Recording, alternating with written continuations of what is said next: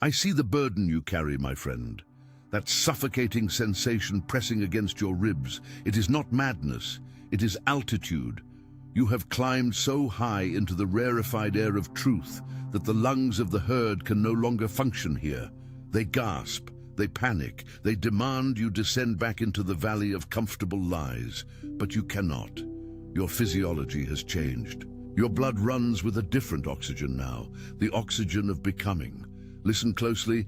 This moment you feel approaching is not divine intervention in the way the weak imagine it.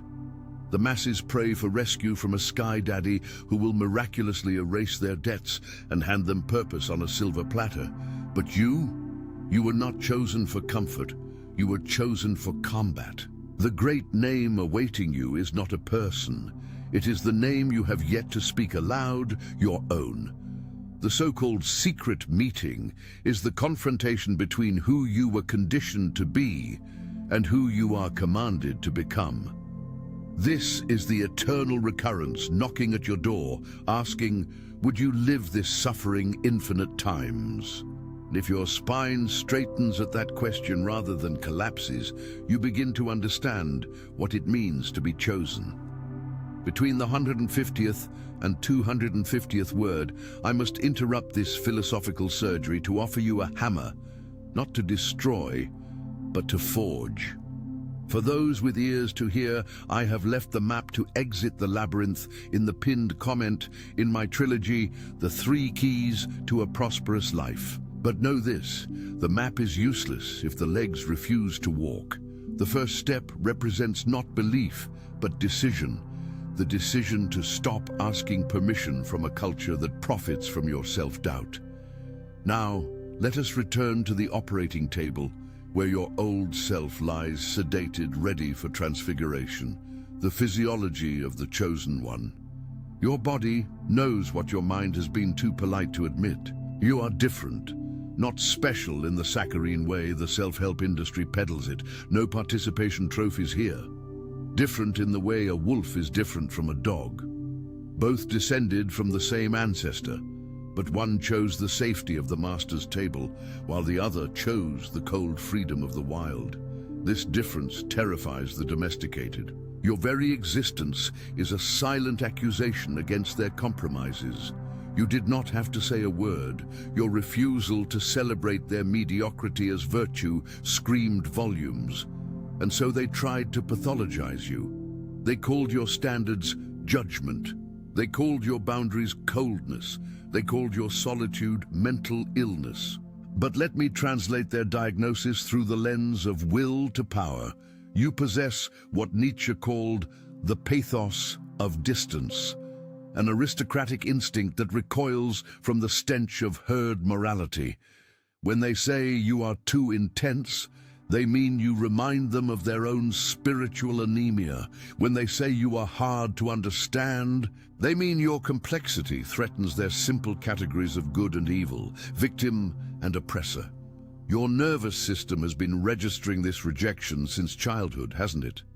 That gnawing sensation that you were somehow performing life incorrectly. But here is the physiological truth. Your body was not malfunctioning, it was discerning. Your stomach turned at family gatherings not because of anxiety, but because you were digesting poison disguised as love. Your insomnia was not a disorder. It was your spirit refusing to rest in enemy territory. The chosen one's body is a battlefield long before their mind understands the war. Your immune system attacks itself, autoimmune conditions, because it recognizes the foreign invasion of values that do not belong to you. Your chronic fatigue is not laziness. It is the exhaustion of holding a mask that grows heavier each year. Your depression is not chemical imbalance. It is healthy nausea at a sick world. Through the genealogy of morals lens, understand this. The herd needs you to believe you are broken because your wholeness exposes their fractures. Slave morality operates through guilt and resentment. They could not compete with your natural intensity, so they invented a moral system where intensity itself became a sin. They called it toxic masculinity, or lack of empathy, or spiritual pride, anything to castrate the lion in you. But the lion remembers. Deep in your bone marrow, below the layers of social conditioning, lives the knowledge that you were not made for the circus. You were made for the Colosseum. And now, the gates are opening. Through amor fati, the love of fate, you must ask yourself, what if every betrayal was necessary? What if the family that rejected you was the womb you needed to outgrow? What if the friends who abandoned you were training weights, and now that you are strong, they must be released? Would you change a single wound if it meant you would not become who you are becoming? This is not positive thinking, this is tragic affirmation. The hero does not deny the dragon. He acknowledges that without the dragon, there would be no transformation. Your pain was not a mistake. It was the chisel, and you are the marble, and something magnificent is emerging from the stone. The scapegoat mechanism. Why they had to break you. Now we must excavate deeper into the geological layers of your family system. Why you? Why were you selected? Yes, selected to carry the unspoken sins of your lineage. In every tribe, there is a scapegoat. Not the weakest, as the sentimental believe, but often the strongest. The one whose light is so bright, it illuminates all the shadows the family has agreed not to discuss.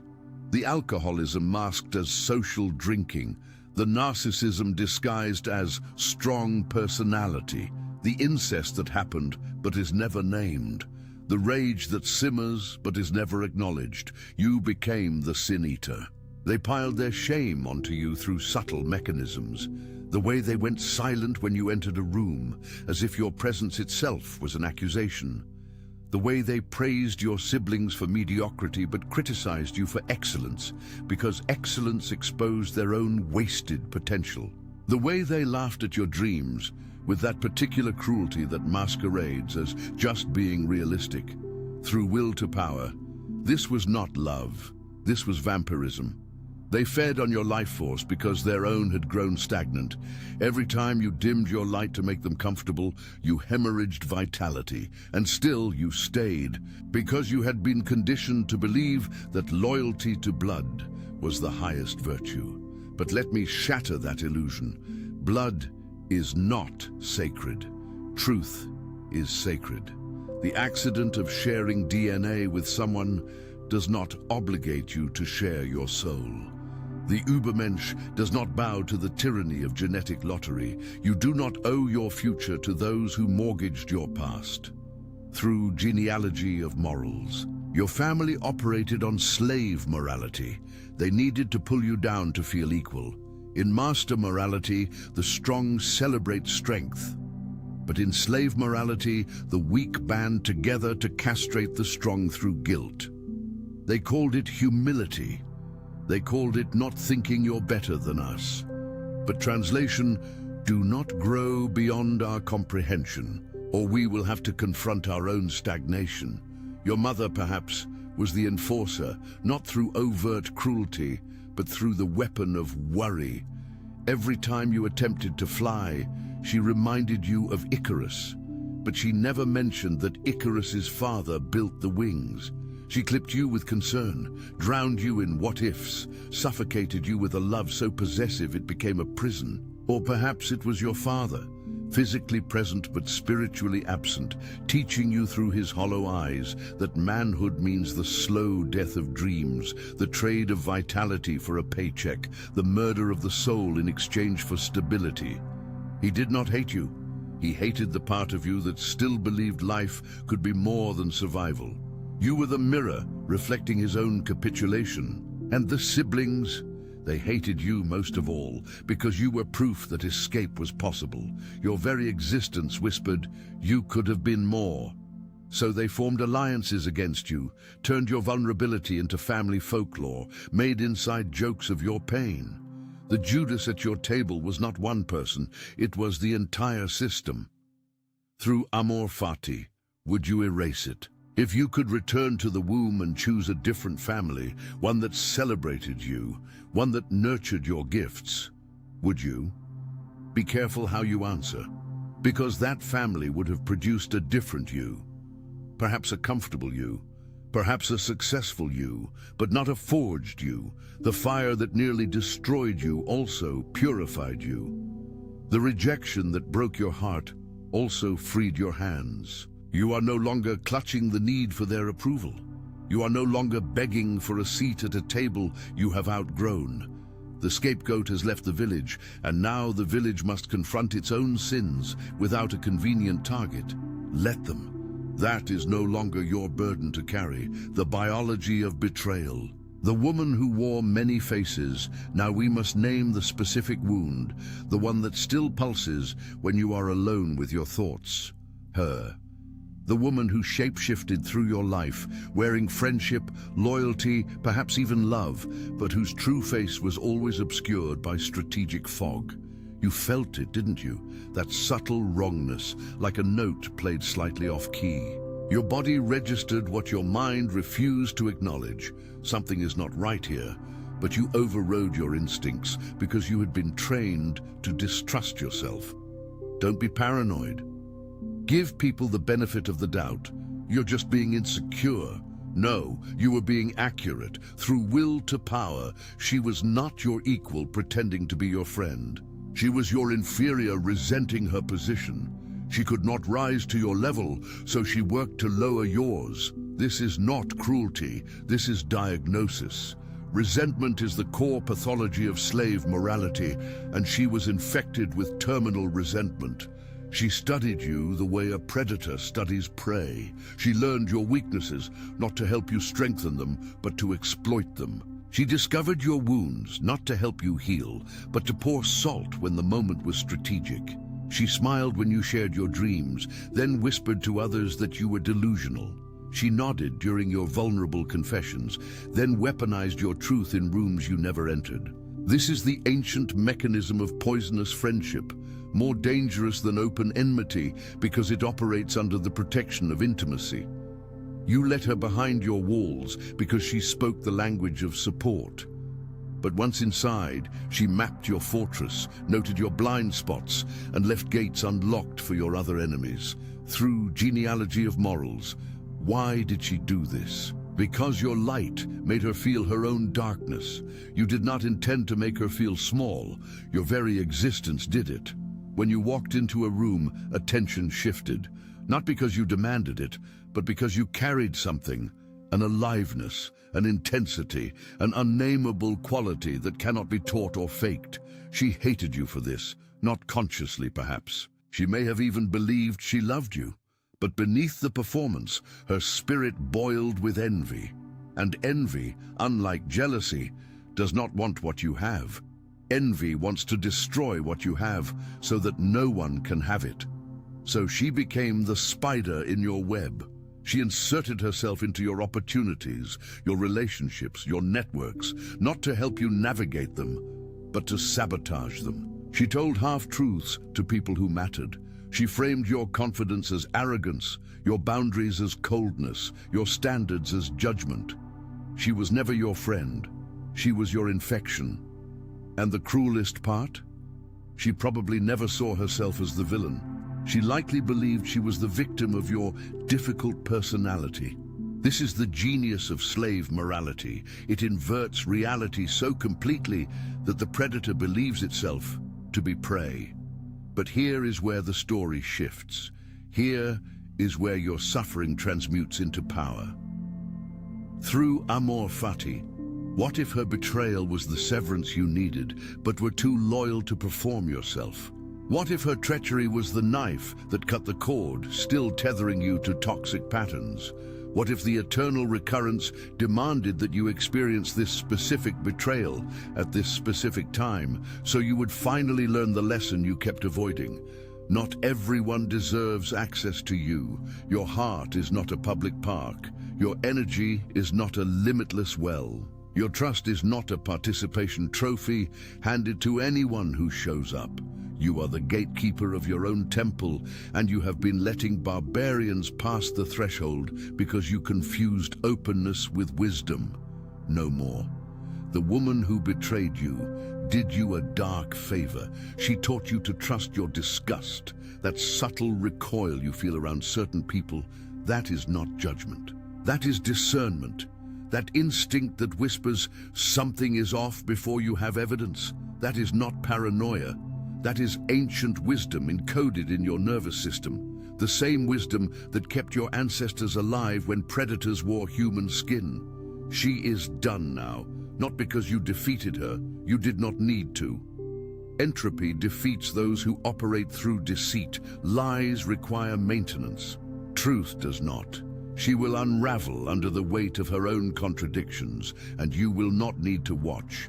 By the time her mask slips publicly, you will be so far ahead that the news will reach you as a distant echo, barely worth your attention. But the lesson must be absorbed into your marrow. People tell you who they are through 1,000 microsignals, long before they reveal themselves overtly. The way they speak about others when those people are not present. The way they celebrate your wins. Do their eyes smile, or only their mouth? The way they respond to your boundaries. Do they respect them, or do they probe for weaknesses? You ignored these signals before because you wanted to believe in the goodness of people. That is beautiful, but it is not strategic. The Übermensch does not assume malice, but neither does he assume benevolence. He observes, he tests, he verifies. And when someone fails the test, he does not waste energy on confrontation or closure. He simply withdraws his presence, which is the most devastating consequence he can impose, because his presence is the gift they were not worthy to receive. The resentment of others. Why your success feels like their punishment. We must now address a painful truth that the weak-minded refuse to speak. Your rise will feel like betrayal to those who stayed low. This is not your problem. This is not your responsibility. But it is your reality, and you must metabolize it with clear eyes. When you finally step into the fullness of your power, when the job comes, the opportunity manifests, the relationship blooms, the creative project succeeds, you will expect celebration from those who loved you during your struggles.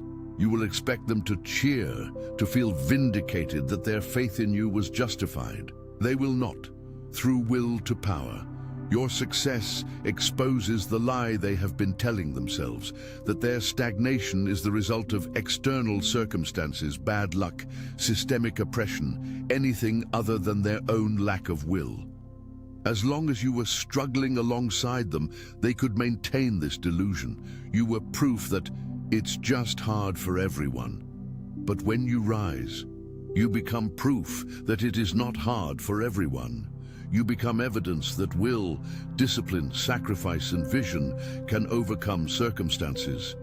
And they will hate you for this proof because it places responsibility back on them. And responsibility is the heaviest weight the weak can carry, through genealogy of morals. This is the mechanism of ressentiment, the French word Nietzsche used, because no English equivalent captures its venom. It is not mere resentment. It is the slow-burning, self-poisoning hatred of those who define themselves through victimhood and therefore need the successful to be villains. They will say you got lucky. They will say you sold out. They will say you changed. And in a sense, they are right. You did change. You shed the skin of the caterpillar, and they are angry you did not stay a worm with them. Your metamorphosis feels like abandonment to them, because in their worldview, loyalty means mutual limitation. If I can't fly, you shouldn't either. This is why crabs in a bucket pull down the one who tries to escape, not because they hate that individual crab, because the escape attempt threatens the entire bucket's agreement to stay trapped. Your former friends, your family, your old community, they had an unspoken contract. We will all fail together. And we will blame the world together, and we will bond over our shared victimhood. You broke that contract, and contract breakers must be punished, not legally but socially, through gossip, through cold shoulders, through the 1,000 small ways the tribe exiles its heretics. Let them exile you. Exile is freedom for the strong. Through amor fati, what if their rejection is the universe's way of saying, you have outgrown this pond, it is time for the ocean? What if their silence is not punishment but permission? Permission to stop performing for an audience that never understood the play. You spent years contorting yourself to fit into spaces that were always too small. You dimmed your light, softened your voice, made yourself smaller so they could feel bigger, and still it was not enough, because it was never about you being too much. Buddy, it was about them being too little. The chosen one does not mourn the loss of the crowd. The chosen one mourns the time wasted trying to belong to it. But even that mourning serves a purpose. It teaches you to value your energy as the finite resource it is. You have X number of heartbeats left. You have X number of hours of focus, of passion, of presence. Who deserves those hours? Not the people who celebrated your struggles, but resent your success. Not the people who demanded your loyalty but offered none in return. Not the people who treat you as a mirror for their own inadequacy and rage when the reflection displeases them. Your energy is now reserved for those who rise with you, who are inspired rather than threatened by your ascent, who understand that your success does not diminish theirs because abundance is not a zero-sum game. But here is the paradox. You cannot force anyone to be that person. You can only become so bright that the light seekers find you and the shadow dwellers flee. The physiology of solitude, your pain as diagnostic tool. You have been so alone, not just physically, though perhaps that too, but existentially alone. The kind of loneliness that throbs in a crowded room, the kind that makes you feel like an alien wearing a human suit, the kind that whispers, no one will ever truly understand you. That whisper, it is not a curse, it is a diagnosis. Through will to power, loneliness is not a deficiency state, it is an altitude state. You are lonely because you have climbed beyond the tree line where the oxygen is thin and the crowd cannot follow. The masses experience connection easily because they operate on the same frequency, predictable, comfortable, mediocre. But you, your frequency is rare. It takes a rare receiver to pick up your signal, and most people are tuned to static, to gossip, to distraction, to the endless noise of a culture that has mistaken stimulation for meaning. Your body has been screaming at you through this loneliness. Chronic tension in your jaw, from biting back truths you know others cannot handle. Tightness in your chest, from compressing your breath to take up less space. Knots in your stomach, from digesting experiences your spirit knew were poisonous, but your mind rationalized as necessary.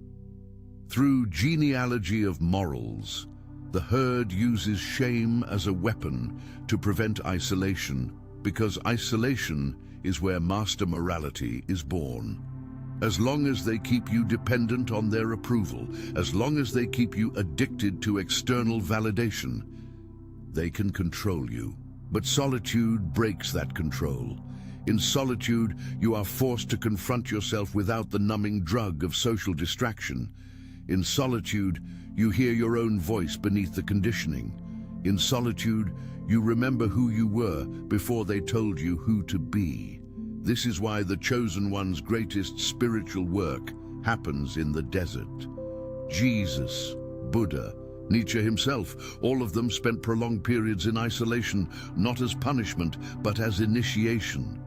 The wilderness burns away the false self. It strips the ego down to bone. It asks the question the crowd will never ask. Who are you when no one is watching?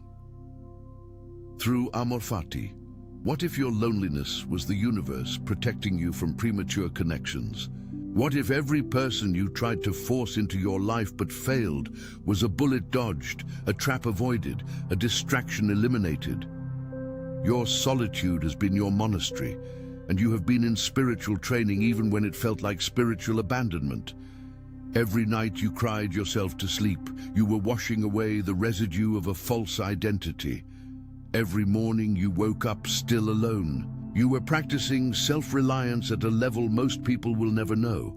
And now you are dangerous. Not because you are cruel, but because you are complete. You do not need anyone to complete you. You do not need validation to know your worth. You do not need the crowd's applause to walk onto the stage. This makes you untouchable by the weapons that control most people: shame, guilt, FOMO, peer pressure. What can they take from you that you have not already learned to live without? But here is the twist. The moment you become complete in your solitude, company finds you. Not needy company, not parasitic company, but sovereign company. Other chosen ones who recognize the frequency because they operate on it themselves. These are not friendships in the conventional sense. There is no small talk, no pretense, no performance, just depth meeting depth, strength acknowledging strength. These relationships do not drain you, they multiply you, but you had to become worthy of them first. You had to prove in the crucible of solitude that you would not compromise your essence for connection. That test is complete. You passed the strategic wisdom of silence. Why you were muted? There were things you wanted to say, defenses, explanations, truths, but something stopped you.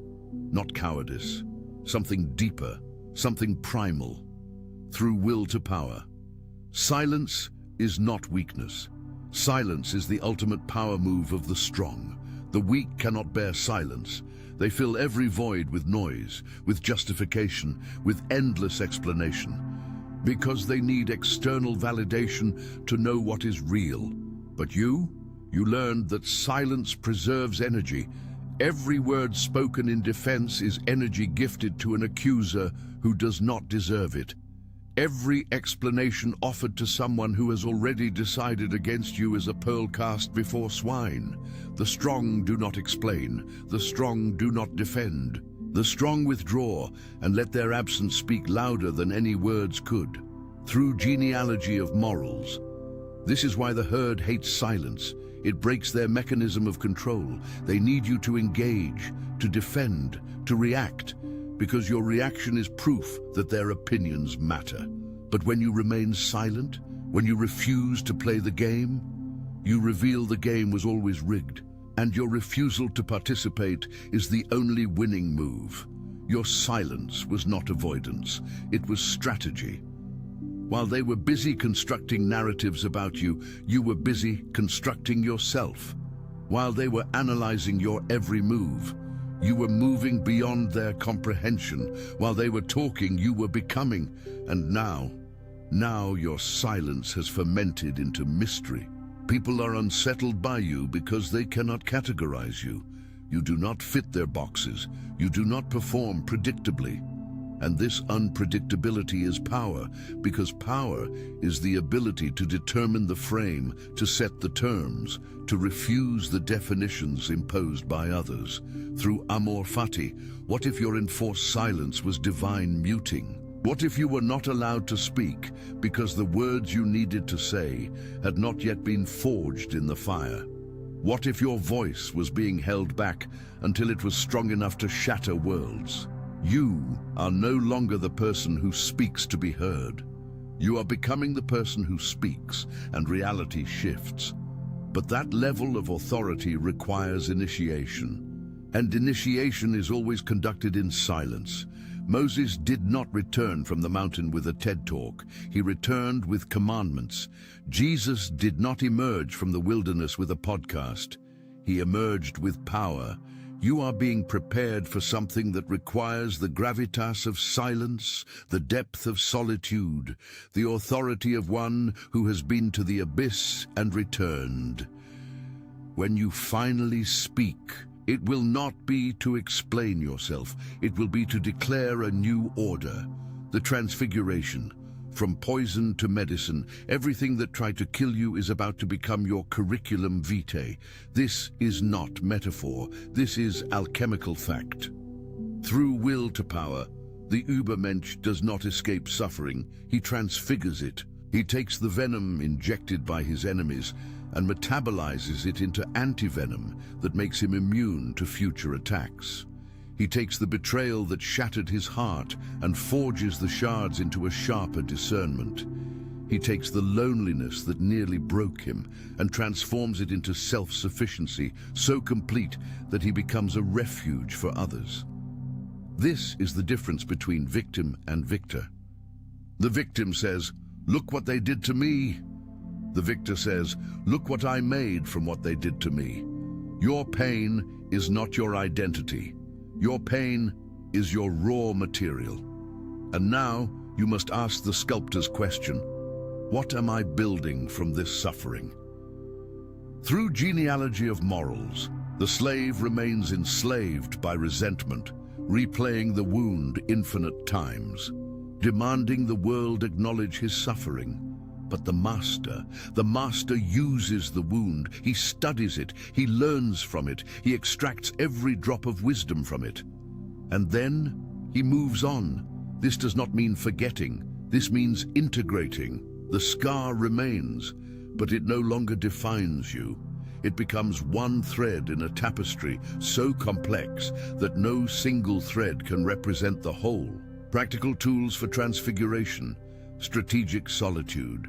You must create a daily practice of intentional aloneness. Not loneliness, but sovereign solitude. 1 hour minimum where you are completely unreachable. No phone, no internet, no people. Just you and the question, who am I becoming? This is non-negotiable. This is your forge. Mental diet. You must become ruthlessly selective about what you consume intellectually and emotionally. The same way you would not eat garbage and expect a strong body, you cannot consume garbage media, toxic conversations, or victimhood narratives and expect a strong mind. Audit everything. What am I reading? What am I watching? Who am I listening to? Does this elevate or degrade? The sacred no. You must practice saying no without explanation. No is a complete sentence. No is a boundary. No is how the chosen one protects their energy from the vampires who disguise themselves as opportunity. Every yes to something mediocre is a no to something magnificent. Physicality is spiritual practice. Your body is not separate from your spirit. Move it, stress it, push it beyond comfort. Lift heavy things, run until your lungs burn, train in combat. Why? Because physical discipline trains the will, and the will is the muscle of sovereignty. The person who can endure physical discomfort without quitting can endure psychological discomfort without breaking. Creative transmutation. You must create something from your pain. Write it, paint it, build it, compose it. Do not just process the trauma, produce from it. Let your suffering become art, philosophy, mentorship, business. Let the world benefit from what tried to destroy you. Through Amor Fati, this is the ultimate test of the eternal recurrence. Can you look at E?